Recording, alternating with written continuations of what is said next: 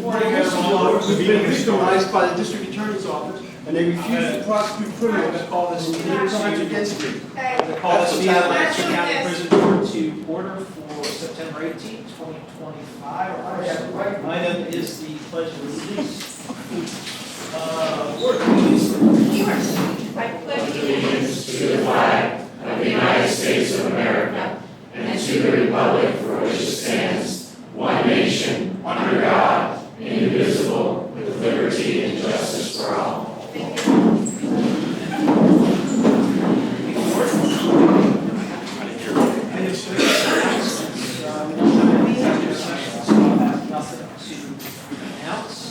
Item 4 is the approval of the minutes. Minutes have been distributed by the board secretary from August 21st, 2025 meeting. Chairman, I make an objection under the Sunshine Act. I would like to have the floor, please. What did you say there, sir? Ben. I do not appreciate prison guards treating me as though I'm one of their prison guards, ordering about and telling people what to do and what they can do. They do not have authority over me. And to have these bullies in guns acting this way is totally inappropriate at a public meeting where we are to have the right to speak. And when you intimidate people with armed gunmen, look at all these people. Why are they here? What are they expecting, a riot? This is absurd. And Mr. Chairman, I ask that you tell them to stand down. Thank you for your comment. This is one of the prison board meetings we have at the prison, so there are prison personnel here. We're going to go on with the meeting. I'd ask everybody to be respectful, and we will have a public comment, for, as we always do, for anybody who wants to make that public comment, but that will be at the appropriate time. So, I have a request to approve the minutes from the August 21st, 2025 meeting. Is there a motion to approve those minutes? Mr. Chairman, I move that we approve the minutes as stated. Is there a second? Second. There's a motion and a second to approve the minutes. All those in favor, signify by saying aye. Aye. Opposed, no. Ayes have it. Thank you. We get into item 5, which is our monthly reports. And the first one is item 5A, Warden's report. Morning, Warden. Good morning, everyone. Morning. As I always do, I'll get right into our population. I'll just also tell you, you're sitting in our work release housing unit for our male population here this morning. Population this morning at the jail, 778. 778. 2024, our average for the month, as we always go back a month, I'm talking about the previous month, it being August. Our average in 2024 was 820. In 2025, it was 770. So we keep teetering there between the mid 700s. Several times this week, we did go over 800, 806. But as I indicated, we're at 778 this morning. My agenda is short. There's 2 other things here, and then I'll be back up to talk about the new prison. I do want to introduce to you my new investigator here at the facility. He is a former Maryland State Trooper of 27 years, retired Detective Sergeant, Assistant Commander, Northern Regional Criminal Enforcement Division with Maryland Troopers, Detective Gregory Hahn. So, folks, familiarize yourself. He'll be around. You'll get to know him, and I'll introduce him to you. Something I don't normally do. We usually do things, as I said, a month behind, but I didn't want this to lose its zing and its zest, and it's just, I think we need a little bit of good news here lately. So I have invited Officer Draghi here this morning. She's on our midnight date staff. Come up here, Officer Draghi. Jaden is her first name, and her lieutenant. Just because I know he wanted her recognized. Lieutenant Long is up here. So, we often deal with things on the inside and what's going on the inside, and my staff's responsibility is on the inside and what goes on in their daily duties. Happen to be working overtime, correct? A gentleman became Aware that his child was choking as he was walking by the prison, he sought help here at the prison, ran into our front vestibule, pounding on the windows. We can watch this on videos, like many of those videos you see online today. Actually, my Chief Clerk Larry George got to see the video this week. I'm sure he has the same feelings I did when we watched it. Without hesitation, she comes running down the steps. She's alert, comes running down the steps, child over the knee. It's a toddler, 3 years old, Yeah, perhaps. very There was a language barrier, but that didn't matter, when you're using CPR over the knee and the thigh, and she begins to form, the Heimlich maneuver and try to dislodge whatever is in the mouth. That didn't work. She stands the child up, and you can see her within a matter of minutes. The item was dislodged. The father's on his knees. Again, there's a language barrier, so the communication was limited. But I want to read something here. On Sunday, September 14th, 2025, Officer Draghi demonstrated exemplary action in a critical situation. A civilian reported to the facility with a child who was choking on an unknown obstruction.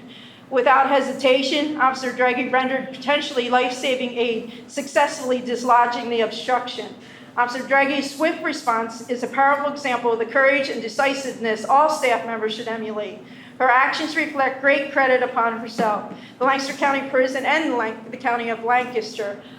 We will be giving her, again, I wanted to get right on this, she will get a life-saving award. She will have a pin that she wears on her uniform. And there's actually a county award system that I'll be putting her in for to be nominated, to be credited for that. I want to thank you. I received so many emails. Is she going to be awarded? Is she going to get recognized? Is she? Not just from in the prison either. People heard about this, and I was like, well, of course, So, LT, I don't know if you want to throw a couple words out there.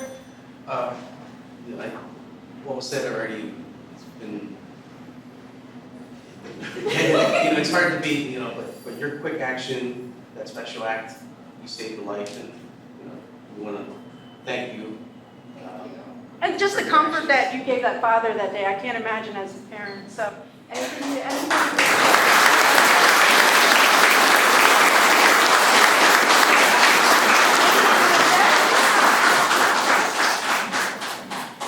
Honestly, I just really wanted to, sorry, I'm not really big on speeches, but I really just wanted to thank the American Red Cross because I was actually a lifeguard for 10 years, and honestly, without their knowledge, I wouldn't have been as quick-witted. I probably would have froze in place, but considering all the training I've had over the past, 10 or more years, and I also wanted to thank my peers because when you're in an instance like that, everybody was really supportive, and I felt like I was having an adrenaline anxiety attack. So I really it really means a lot that I had everybody there too, because I feel like teamwork makes the dream work. So just thank you. Good job. Good job. Congratulations. This is yours.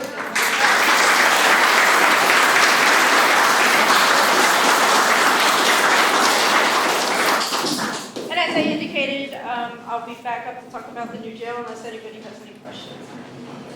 Well, I just want to say that's awesome, and I'm so thankful that you were there at the right place at the right time and had the training to do that, and also thankful that the word started the life-saving PIN program, I think, a number of years ago, because we were very focused on reducing inmate suicides and recognizing those people that saved a life. So thankful that we're going to be able to be awarded that as well and recognize that you saved lives. Thank you. Questions, comments for the board, for the board? Questions for the board on that board? Okay, then we'll have the board back up in a little while. Thank you.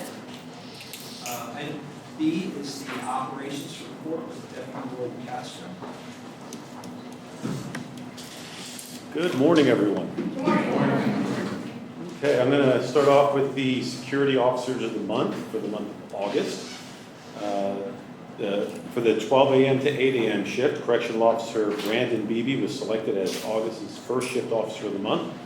Officer Beebe has excelled at various permanent posts throughout the institution. Since being cleared of commitment, he has also excelled in that area. In addition to his operational excellence, he has taken on a mentorship role, actively training and guiding newer staff members. His positive attitude, strong initiative, and ability to foster effective working relationships with his peers make him a highly deserving of this recognition. Officer Beebe has been employed at the Lancaster County Prison for over 11 years.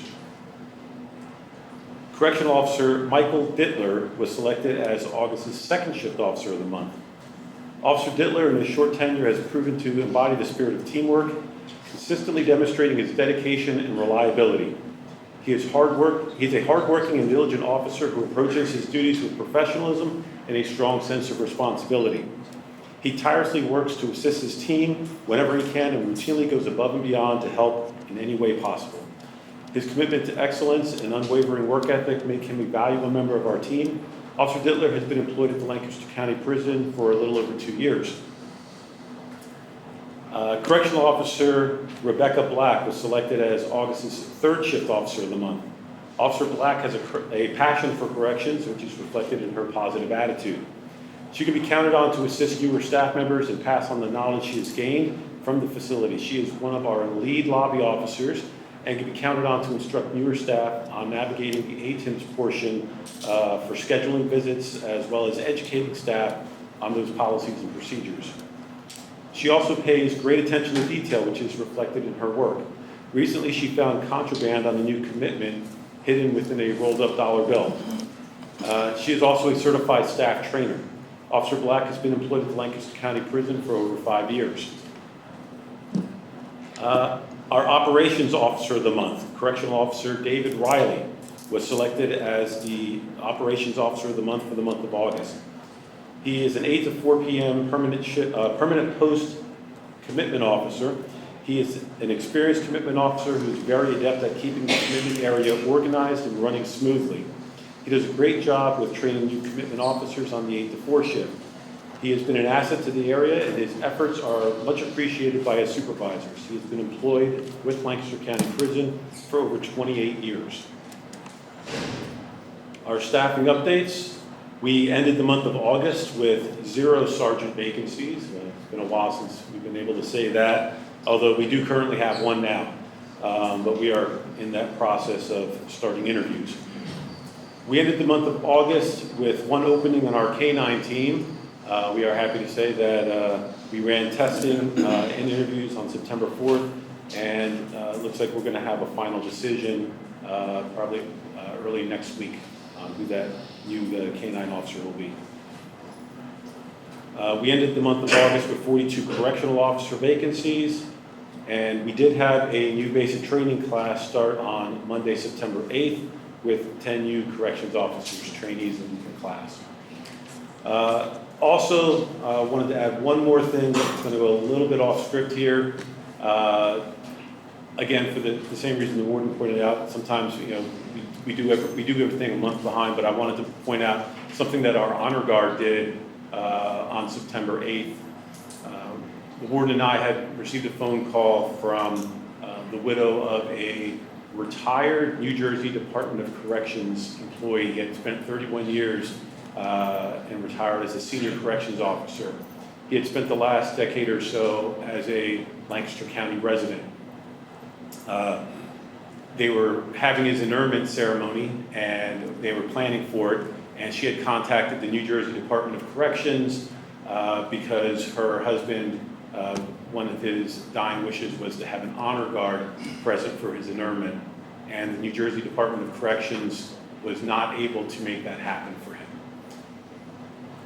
The warden spoke to the widow, and we were very moved by her story, and we committed our honor guard to grant this gentleman his last wish. So our honor guard teamed up with the honor guard from the Berks County Jail, and they provided full honors, including a 21-gun salute for this gentleman who served in our profession for 31 years. So I'd like to recognize our honor guard. The commander, she's here, I believe, Loida Garcia. You can stand, please. She is our honor guard commander. The executive officer, Sergeant Philip Klinger. The honor guard administrator, Major Churchello. Officer William Hinton, and Officer Michael Whitka, all participated. And I'd also like to thank, from Berks County, Deputy Warden Brad Roberts, Sergeant Gary Weil and the rest of the Berks County Honor Guard that helped make this happen for this gentleman. And that's all I have.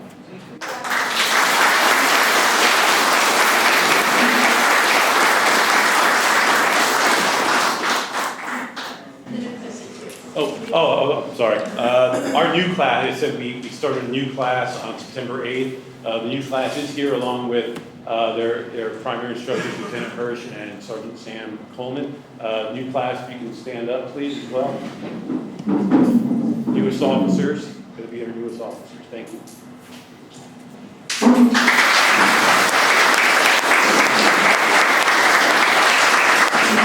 Thank you, Deputy Warden. Any questions, comments for Deputy Warden on his report?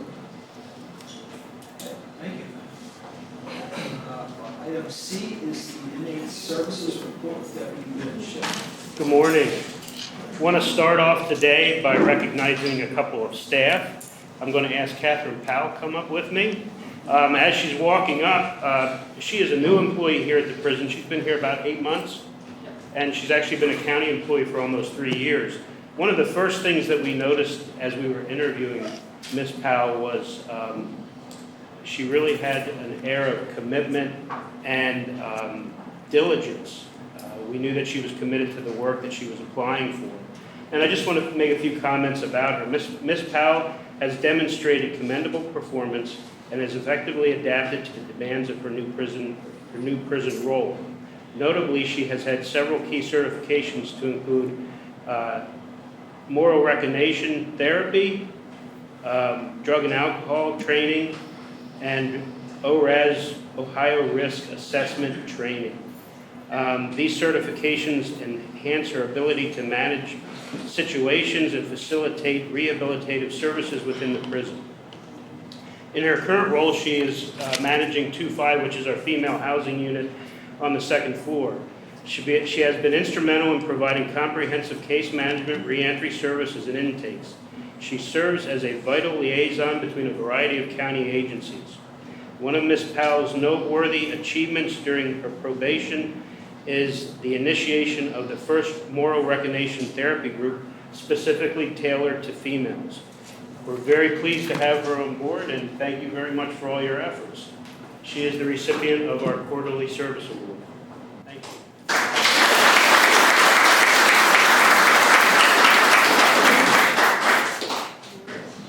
I don't have a voice today, so.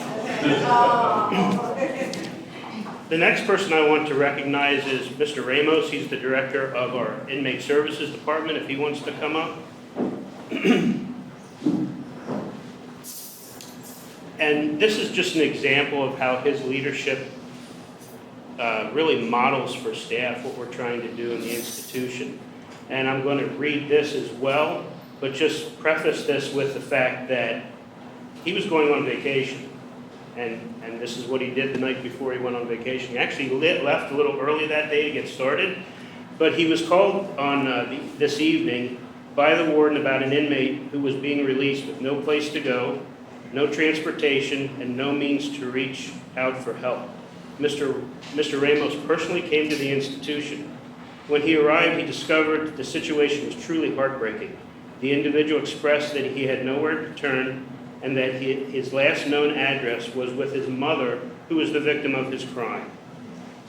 He was battling chronic care issues, feeling hungry and scared. Mr. Ramos reassured him that he would do everything possible to help this individual find a safe place for the evening, and get him a meal and connect him with case management and other services within the community. Sadly, there were calls made and none of his friends or family could assist him. Mr. Ramos reached out to a local church that had a townhouse dedicated to helping those in need. Thankfully, they were willing to assist, and he spent the night there. In the morning, a very kind woman reached out to inform Mr. Ramos that due to this former inmate's medical needs and lack of resources, she was generously offering him a room for rent on the ground floor with until more permanent arrangements can be made. Mr. Ramos followed up additionally and provided food, clothing, and sneakers and other items, toiletries that he needed to get himself on his feet. And again, this is just an example of Mr. Ramos's leadership and an example of things that are done every day within the institution. So thank you, sir. I appreciate it.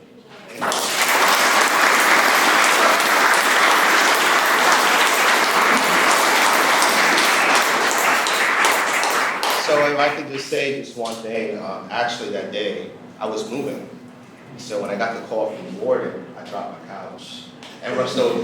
So, again, for me, it's a privilege to be a part of the county and part of the prison staff. My team, the reentry team, my treatment specialist, again, either one of them would have done the same exact thing. So again, it's an honor to be recognized by my leader, my supervisor, and our team. So thank you guys.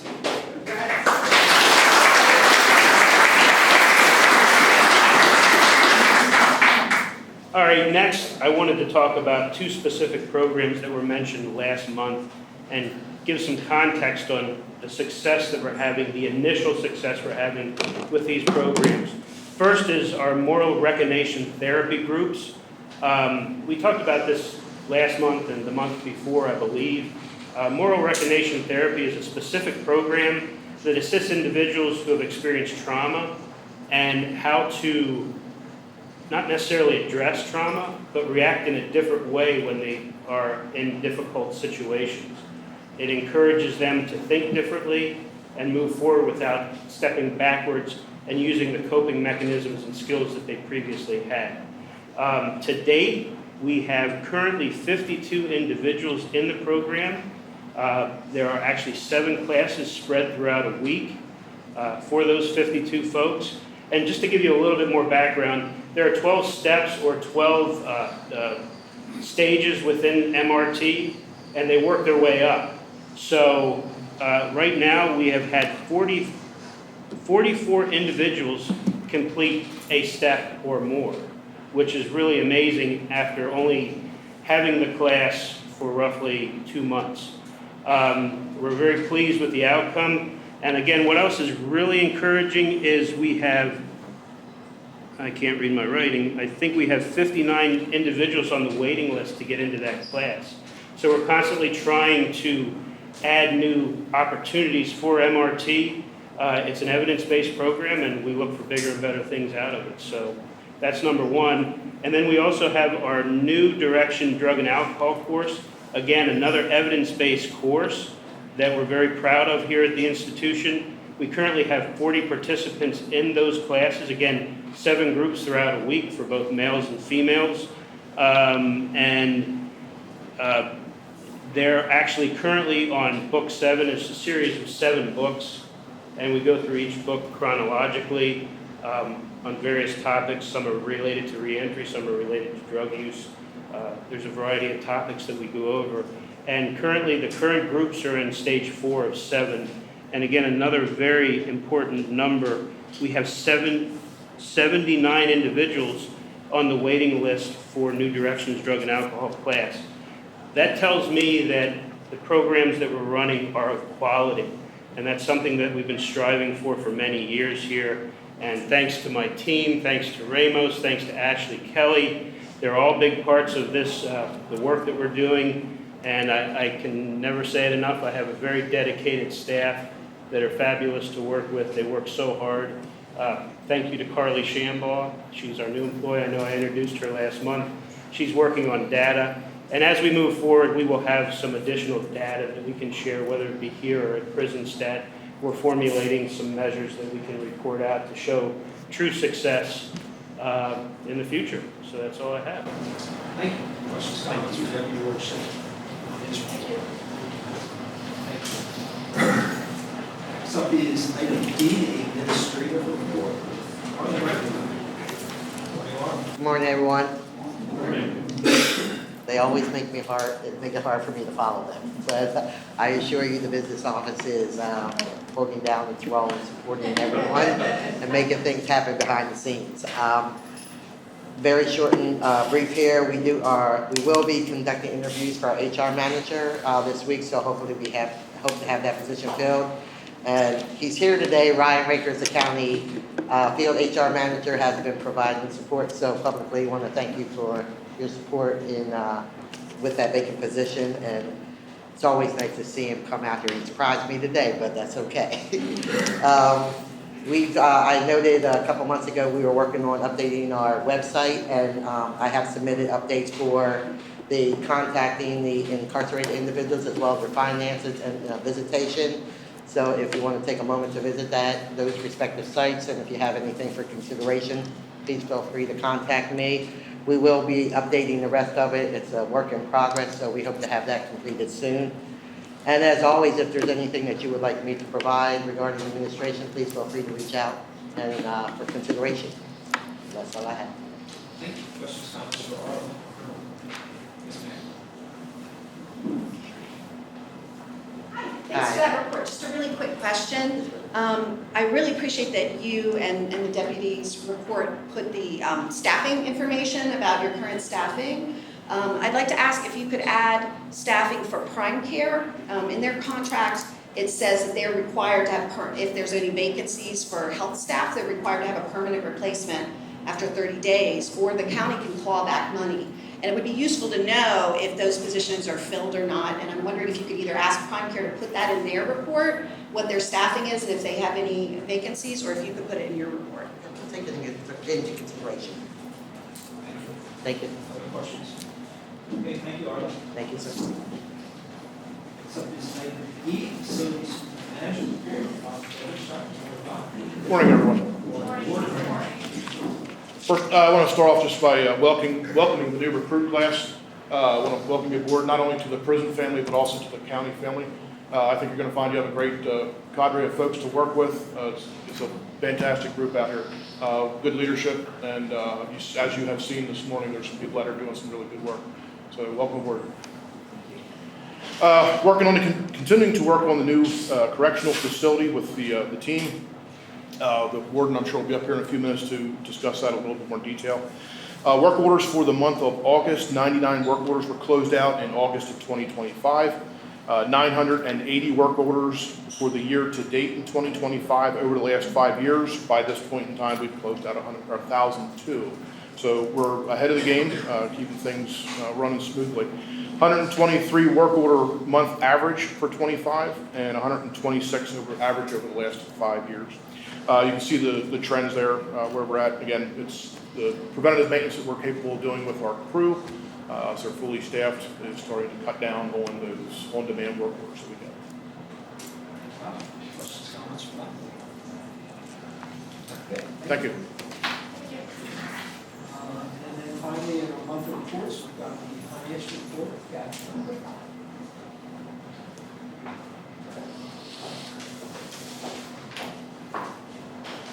Good morning.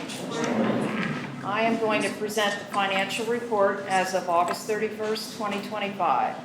The prison's operating year-to-date revenue received is $1,273,312. Expenditures to date for personnel services, $19,996,064. Supplies, $683,431. Purchase services, $9,287,136. Capital expenditures, $17,355, for a total year-to-date of $29,983,985 in expenses. For the prison maintenance category, supplies year-to-date are $61,732, and purchase services, $1,236,423, for a total year-to-date of $1,298,155. For the Inmate General Welfare Fund, IGWF, revenues to date, $918,062. Expenditures to date, $839,313. The current Inmate General Welfare Fund balance is $423,429. Thank you, Kathy. Questions, comments for Kathy? Okay, thank you. We don't have any old business, item 6, so moving to item 7, new business, and an update on the new prison project. And other members who have any comments. So the Construction Management Services update. On Wednesday, August 13th, the Board of Commissioners approved a contract with Skanska, U.S. Building Incorporated, to serve as the county's construction management service firm on the construction of the new county correctional facility. Skanska has joined the project team for the design phase and have been provided with the pertinent information. Skanska is currently in the process of reviewing the information provided to provide their perspective on the design and development and potential cost savings related to the facility's construction. The design update, the project team continues to work on layout options, conducting tabletop exercise for testing and for that review. Most recently, myself, Bob Devonshire, Linda Schreiner, and the deputy joined us as well at a Lancaster Township meeting. Commissioner D'Agostino was the lead on that. We had an informal sketch plan meeting. Perhaps you'd like to mention or add to the conversation? Yeah, sure. So as Warden said, and as was reported at the last prison board meeting, we are now progressing to the point, thanks to having a schematic design, where we have an outline of the building, the new building, which is about 95–98% there in terms of the outline.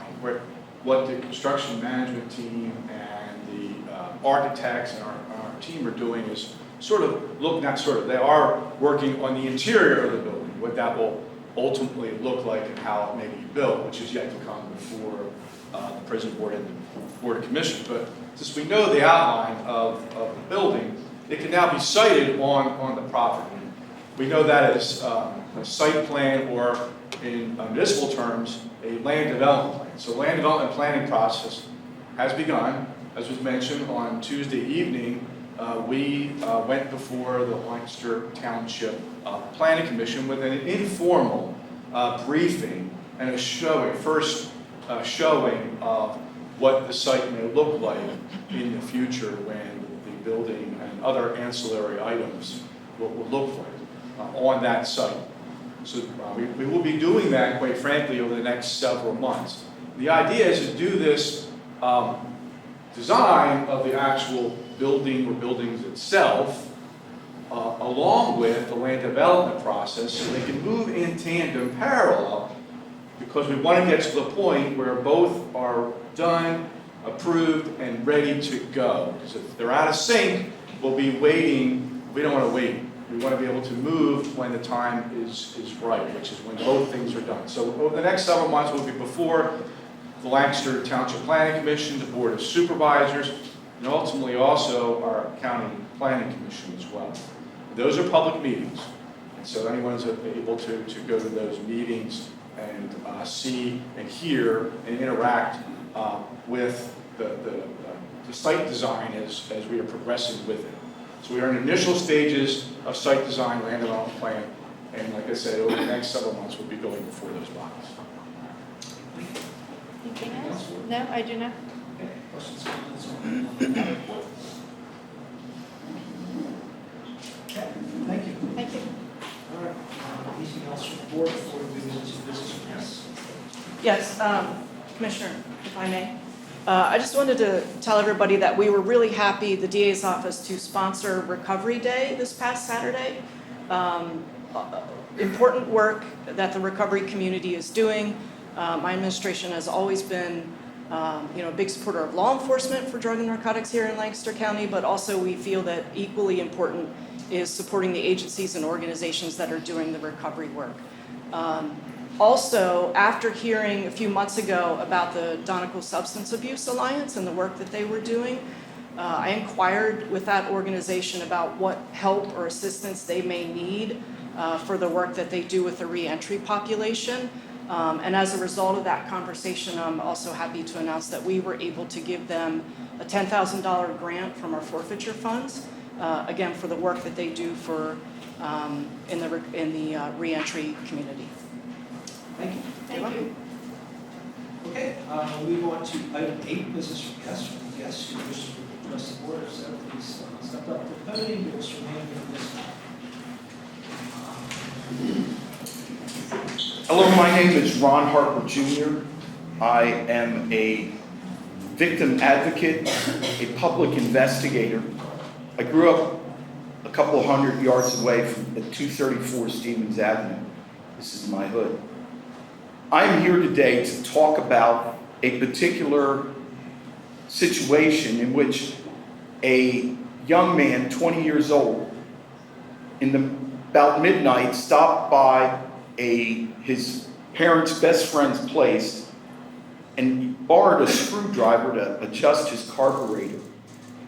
The resulting crimes that were reported, this young man spent 8 months in this facility over a screwdriver. I've been to the prelim, I've been through it all. It's over a screwdriver, people.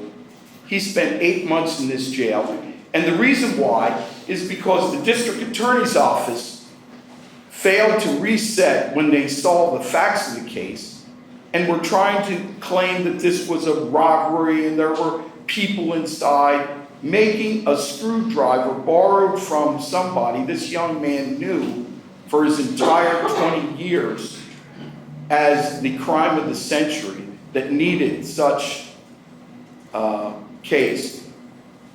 I'm helping the young man. He's living in one of my apartment units, and he is saddled now with hundreds of dollars of monthly fines and courts costs to pay for this imprisonment. Folks, we need to do better. And when the district attorney's office is so vindictive, and that's the word, vindictive, it costs me money. I own 4 properties in Lancaster County. I pay lots of taxes, lots. I don't even know, it was 15 grand the last time I was at the tax office writing out checks for this to run the government here. This is absurd, and we need to do better. We have criminalized everything in this world.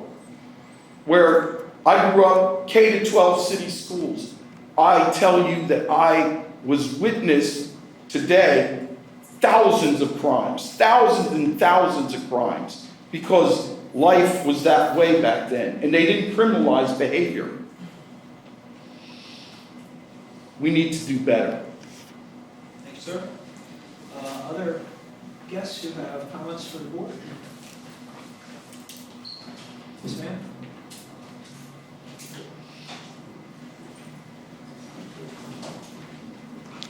Good morning.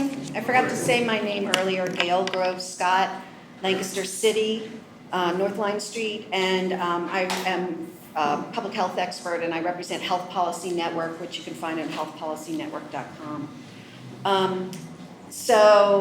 My focus is healthcare issues. I didn't get a chance to raise my concern, but I do want to point out to the warden and Deputy Schiffer, I had a question about this prime care statistics. There was a very sharp drop in the HIV tests for the last 2 months. Normally there's about 300 HIV tests performed each month, and last month it went down to only 9 tests.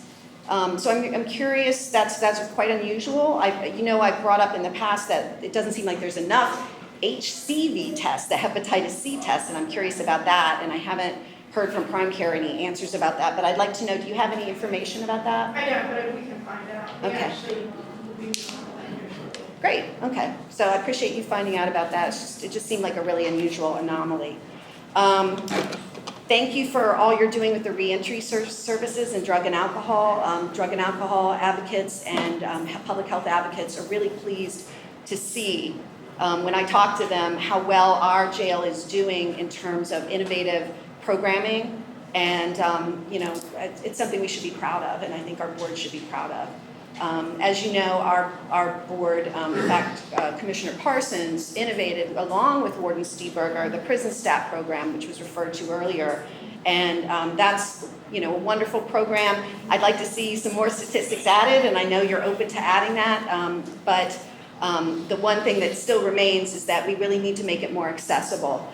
There's folks with hearing disabilities. Neil Ward told me that he does not mind me mentioning that he's one of them, and because he frequently emails you and says, I couldn't hear something that you said, could you please repeat the data for me? If we had a transcript for this, for prison stat, because it was videotaped, just like the missing videotape of this meeting, people with hearing disabilities, as well as my friends who have visual disabilities, and as well as all the people who can't come to these meetings during the day because of their work, will be able to come.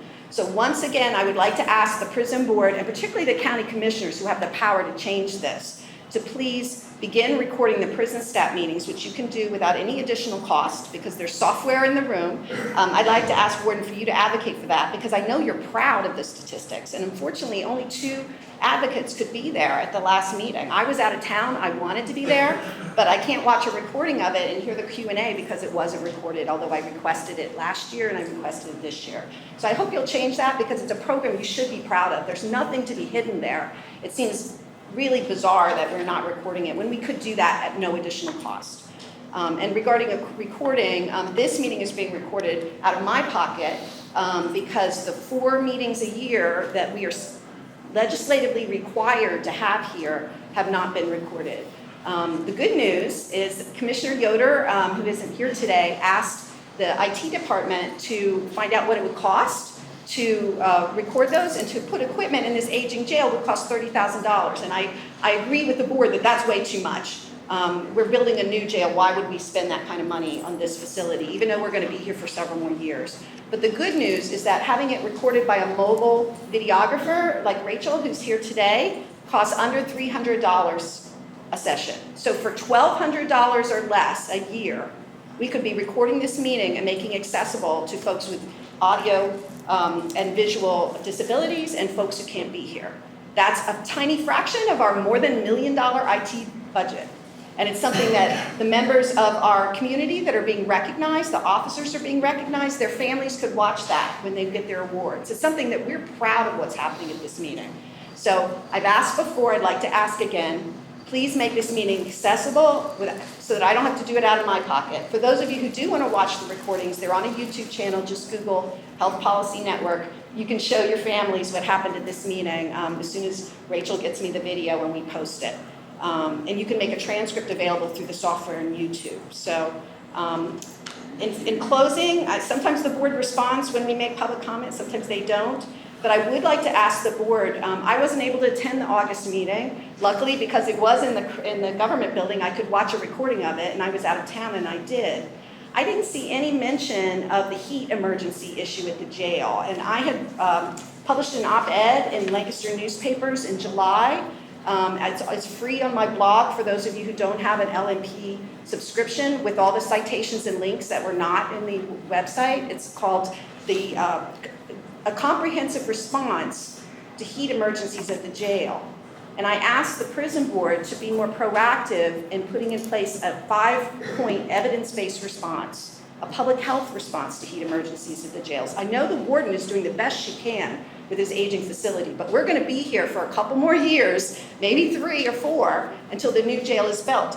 Our correctional staff and the people incarcerated at this jail, 50 to 70% of who have not been convicted, deserve to have the same kind of public health response to the emergencies when the heat inside gets over 80 or 90 degrees. So I'd like to ask the jail to please respond. The simple thing I asked was that we keep temperature and humidity logs, because you have to have the heat index. Right now, the jail is keeping temperature logs because of a contract with the correctional officers, but it doesn't include humidity. And if we don't know the heat index, we don't really know the dangerous levels it can get. It should be in each cell block, and then that should be published. We can't make a response, a competent public health response, without knowing what that data is. Now, I could ask for a right to know and waste resources, every month, and ask for that data, at least the temperature data, but what I'd like to ask is that you just publish it. The heat index, the humidity labor. If we can't do that, which could be done easily with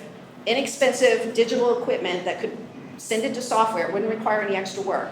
But if we can't do that, I'm gonna ask the Pennsylvania Prison Society to send a monitor in here every month and do it.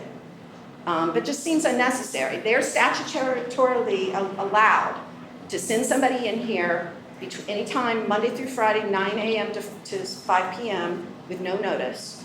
But if we just publish the data we already have, that won't be necessary. So that was the point one. So point two was track medical service calls that correlate with heat emergencies. Point three was provide 24/7 access to ice and cold water and rotate detainees for respite breaks and cooler air if the high heat reaches emergency levels. That's something that we're required to do under their contract for the correctional officers. It's something we should be doing for detainees. And then consider ways to install more AC and reduce the jail population if it reaches emergency levels. I hope you will respond to that, if not today, in the next meeting. Thank you. Thank you. Other members of the public who wish to address the board? My name is Bennett J. Bonder. For 23 years, I've been an investigative reporter, muckraker in Lancaster County. I've done numerous stories, particularly today. I'm going to talk about many stories I've done, reference many stories I've done about the district attorney's office. But I want to preface what I say by this. The person with the most power in the county and in the United States to decide who goes to prison and who doesn't is the district attorney. They decide who they're going to prosecute and who they're not. And their prejudice is extremely evident and extremely dangerous and devastating to the citizens. We've got one guy who goes to jail for 10 months, or whatever it was, for a screwdriver. Since April, I've been the victim of numerous crimes by a man who knows he can get away with it because they will not prosecute him because I'm a whistleblower. I have evidence on film. I've gone to the district attorney's office. The police say the district attorney refuses to let him charge.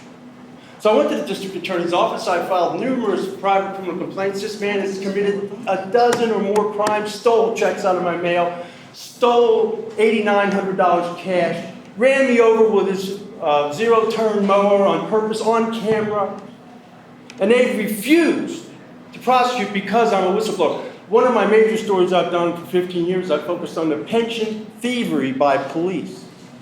It's ubiquitous. They're stealing money that our great-grandchildren are going to be paying. And they give each other a break. They find any way they can to steal money, especially the pensions. That's why Heather Adams has refused not only to respond, but hasn't even got back to me when I've come to her office numerous times asking, are you going to prosecute this man? Finally, after months of me continuing, he's intimidated me, he's blocked me in, because again, he knows. He has guns, he's a dangerous man, they know that. Finally, after months, I guess they recused themselves. Well, how do I know that? Because they finally had to charge him with the running me over with a lawnmower for a simple charge. I go to the trial, and the Attorney General's there. Okay, great. Well, Heather told me she recused herself because she's afraid, or because I threatened her ADA. You know what I said? I said, if you don't cover this, if you don't do your job, I'm going to report you on the internet. I'm going to show how corrupt and how prejudiced your office is. That's a threat? I've been doing this for 23 years. They took my son wrongfully to start me in this. They've accused me. I've been accused and arrested for more crimes wrongfully than anybody you'll ever meet. I beat those charges, almost all of them. Josh knows he prosecuted me for one back when he was an ADA, wrongfully. But anyways, the point is that she refused. When she finally recused herself, she said it's because I threatened her ADA. I told him I'm going to report on him and on them. That's a threat? I have never committed any violence. I've been dragged out of courtrooms. I've been thrown out of the courthouse. I've had sheriff's deputies grab me by the belt wrongfully. I've done this for a long time, and I have never violently acted out. I am proven non-violent. When she finally turned it over to the Attorney General's office, I didn't know until I showed up for this charge that the man was facing. Amazing. It's a preliminary hearing. I'm the victim of the crime. They went into the courtroom, and they came to the door, and they said, we're going to begin. The judge said, no victims or witnesses allowed in. Wait a minute. They went into the hearing without me. They She comes out 5 minutes later. She says, the judge looked at the video and he dismissed the charges. I said, wait a minute. Don't I get to go into the preliminary hearing when I'm the victim of the crime? How could they dismiss the charges? I know, I can tell you why. The Attorney General was tried twice. Once, many years ago, me and Harper went up to the Attorney General to report a bad judge, Wayne Hummer, the worst judge you can imagine for his violation of men, gender discrimination. We thought they were investigating him, is what they told us.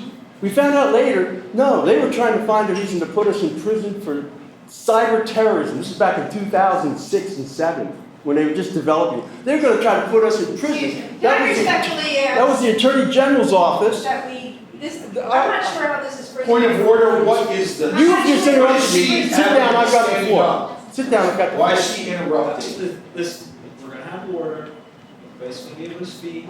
We've never, in the 10 years that I've been on here, set a time limit for guests, because guests 99% of the time have been respectful. So, I'm moving to it. I will.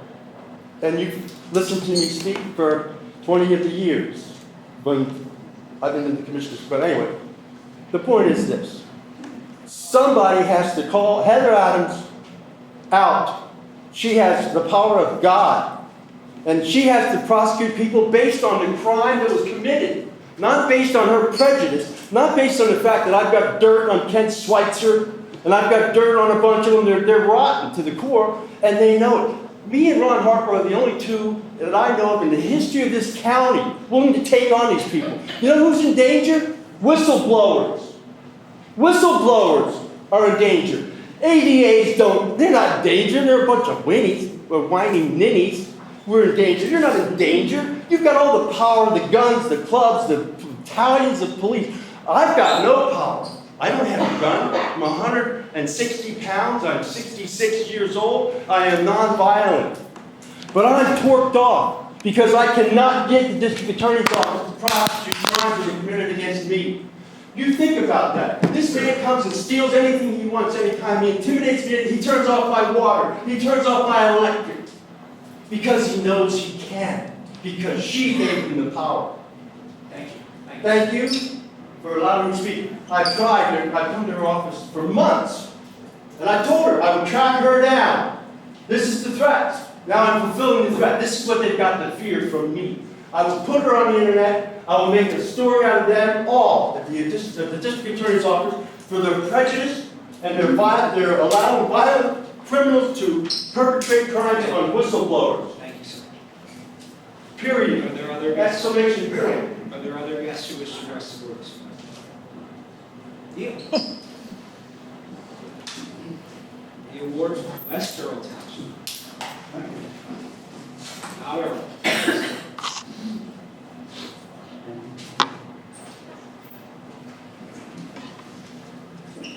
First, I want to just reinforce what Gail said and just express appreciation for all what the staff does for us. So, thank you. RRC rapid resolution, do we have a report on that? Well, here's what I'll tell you. Again, Judge Brown is out of town, so I'm here in his place. From the court's perspective, we're very happy with where we are. We began piloting the program in January. We're very thankful for all the stakeholders that have cooperated. Here's what I can tell you. The mechanics are working at this point. They're really, the flow, the logistics have come together very well. Our last session, which I presided over, we had roughly about 57 cases we did that day. Ideally, when we planned this, we were trying to get to about 70 cases a day.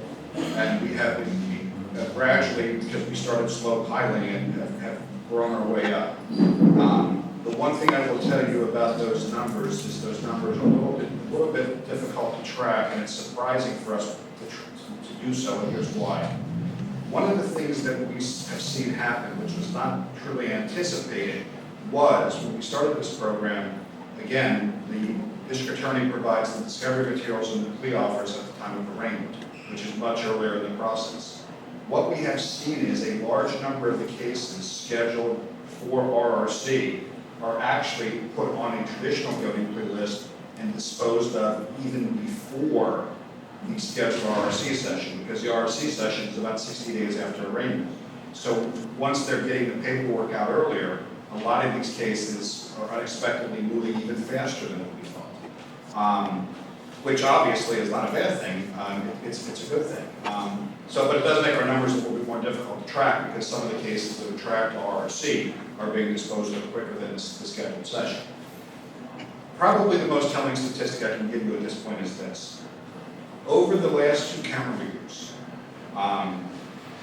23 and 24, our case disposition statistics were at 90 and 91%.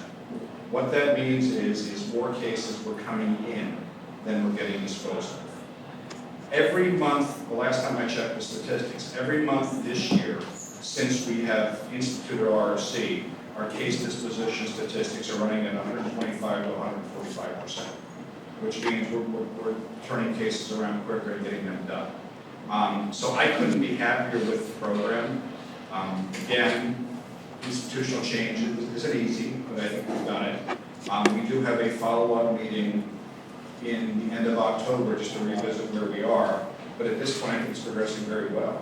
And let me just say this, understand, and I think I've said this before, this was never meant to rush people through the court system. That's not the intent of this. And if people want to have trials, they can certainly do so. What this was meant to capture was, and again, we're talking to a judge who spent 21 years as a criminal defense attorney.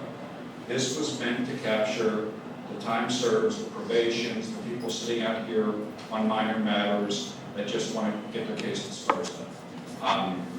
It's better for them, it's better for efficiency, it's better for our district attorney's office, our PD's office, our private bar, because then everybody can focus on the cases that aren't easy resolutions. So again, very optimistic. I love what it's doing. I think it's a step in the right direction. Thank you for that. So minor matters, is that misdemeanors, summary offenses, all those kind of things? Interesting question. Yeah. When we initially started planning this, it was my expectation that we would make a list of specific offenses that qualify or don't qualify. When we had our work group and when we started getting this off the ground, all the lawyers wanted to have the ability to, at the preliminary hearing, discuss potential moving cases onto this. So frankly, I kind of moved, I was reluctant, but I moved off the defined list of cases. So obviously we're not putting, first of all, it's district attorney's call which cases go on there, I don't want to step on her toes. But second of all, we're not putting rapes, robberies, aggravated assaults. Those are not the type of cases you're seeing up here. You're seeing generally misdemeanors, but there is not a set list. The lawyers do have the ability, but for example, let's say they have a nonviolent forgery, a felony forgery. So we have seen some of those. So we've seen some felony retail thefts. So again, perhaps they're felonies, but they're also nonviolent offenses. So there's been a little bit of movement on what cases will come in or not come in. And frankly, and I back off a little bit with creating a defined list because it has expanded the pool of cases that we can capture. Thank you. Could you tell me what your acronyms are? I'm having trouble. Which part, RRC?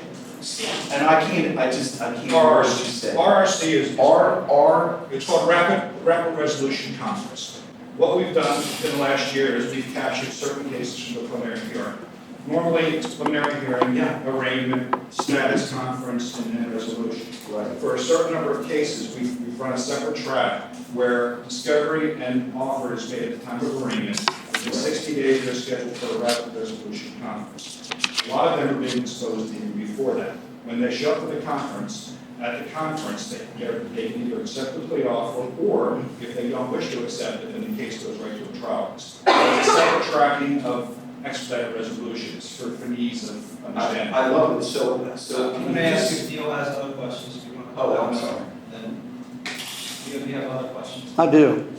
Thank you. Can you move along? We asked the last prison board about the detention, cooperating with ICE and federal authorities. And I read an article in the paper, whether it's accurate or not, it said that the officers that receive ICE training have the ability to make immigration arrests. And it also says that I guess the districts will be compensated and officers can be full-time, I guess, working with ICE. So there's an incentive there. My question is, specifically, if our local officers have the ability to make immigration arrests on behalf of ICE, then where will these people be detained? Well, that's a question for ICE. I will say that we've always honored ICE detainers as long as I have been here, and so that doesn't change. And so you can have people here who are held on an ICE detainer, but ICE has a certain amount of time to come and pick those people up. So there's no change for us. So LCP temporarily would detain those people? I mean, that's always the case for any detainer or warrant that someone has, whether it's ICE or something else. Do you have other questions? I think that's, there's no time limit when they can get picked up, or is it just? Yeah, there is. I don't know. So they work very well with us. Usually they know before we even call them that the individual or individuals are here, and it's within 24 hours, 48 hours. It's no longer than that. Thank you, that's all I have. All right. Thank you. Thank you. You want to come back up? I just was curious if you could give me the Reader's Digest on how that program, the bullet points, like someone gets arrested for, a screwdriver and they're charged, how would they get into this RRC? Well, again, I think I've already discussed that. Initially, this is the program designed in part on what's called Phoenix Court in Allegheny County. Phoenix Court. So this is similar to the Allegheny model of Phoenix Court. When we put this together, we're not Pittsburgh, and we're never going to be Pittsburgh, and we don't have the resources Pittsburgh has. So we had to modify this based upon their model. But in essence, this is, again, it is the district attorney's criteria as to what cases are made eligible and what are not. Again, as I indicated, there's not a set list of cases, but it is intended for more minor offenses. But at the attorney's request from both sides, at our planning meetings, they requested that we not have a set list so they can talk about the felony forgeries or the felony retail thefts. So I can't give you a set list of cases, but again, think anything that's not a serious offense as potentially falling into this. Thank you. I hesitate to call it a program. It's simply a faster track to resolve a case.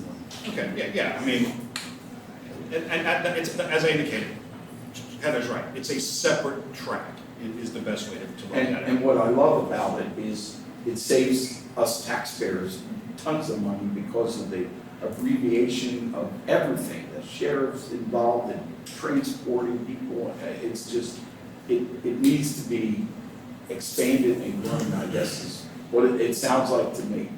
So thank you very much.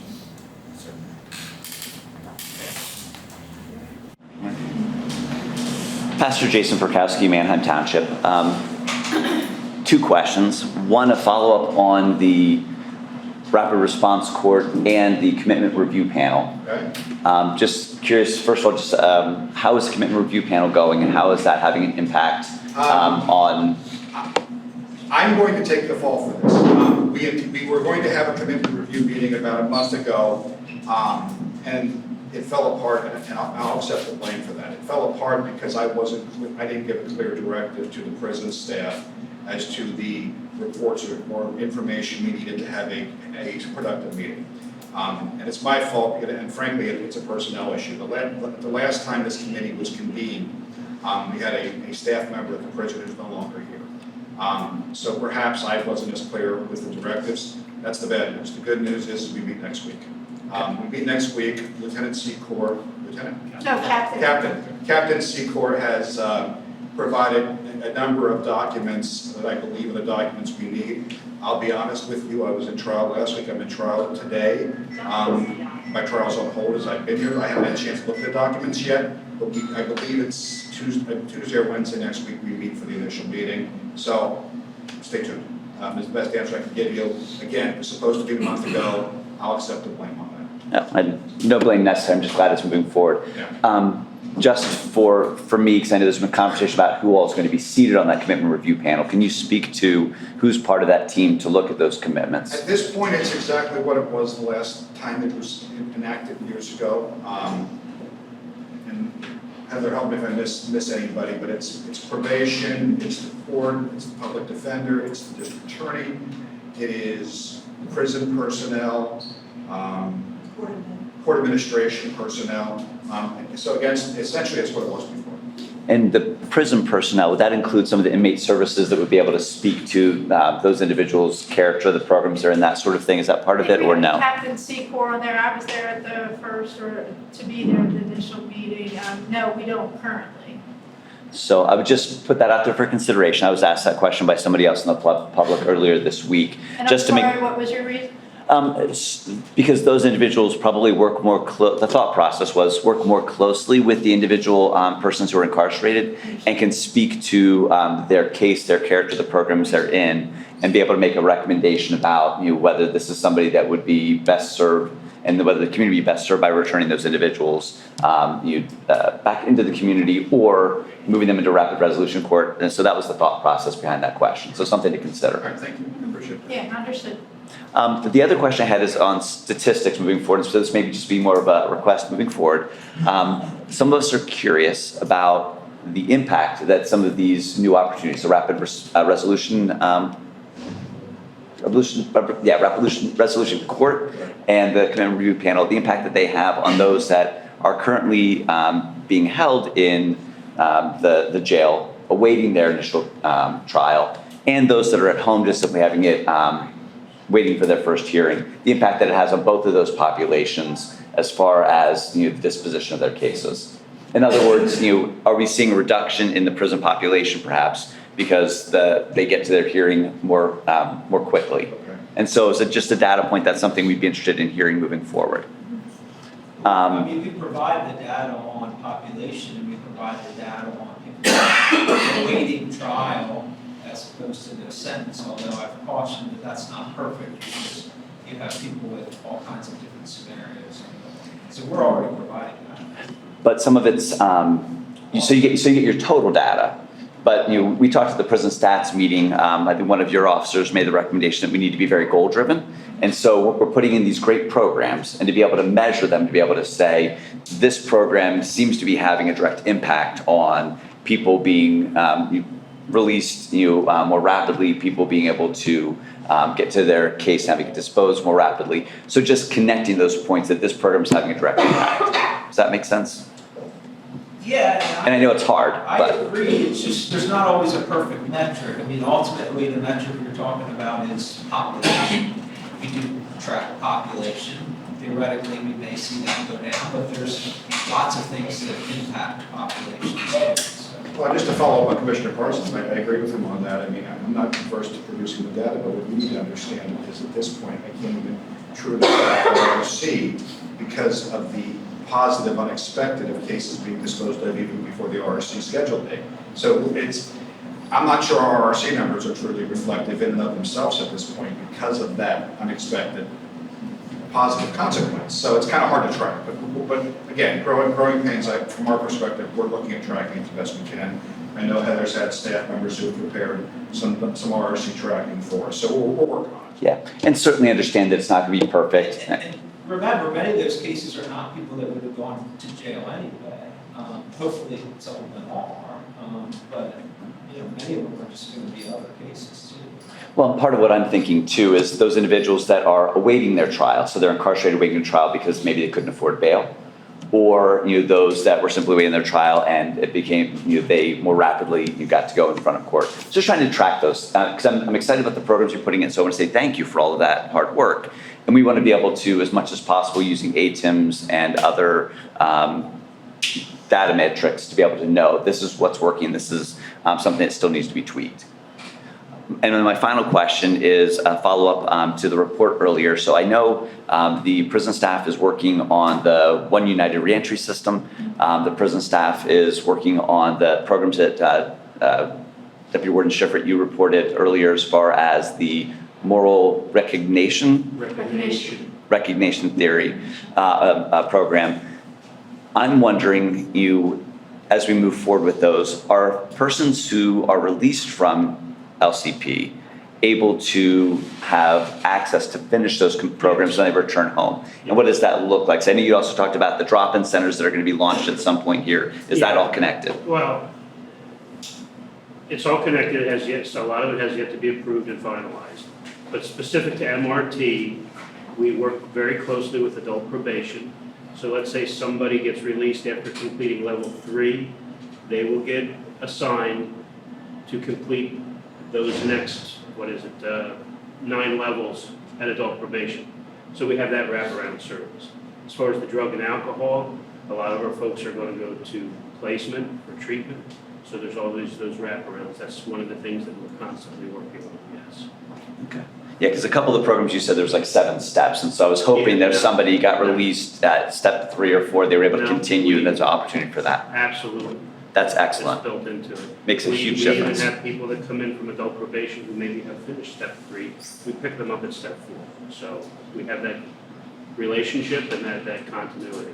And if it's not mandated through adult probation and parole, are they eligible to do it of their own choice? Yes. Most of our participation is voluntary. Excellent. Thank you for making that happen. Thank you for all the good work all of you are doing and all of the data that you do report. I appreciate it. Thank you. Thanks, sir. Other questions, comments from guests? Okay. Seeing none, is there any motion to adjourn? So moved. Is there a second? Second. The motion is second to adjourn. All those in favor, signify by saying aye. Aye. Opposed, no. Ayes have it. Thank you all.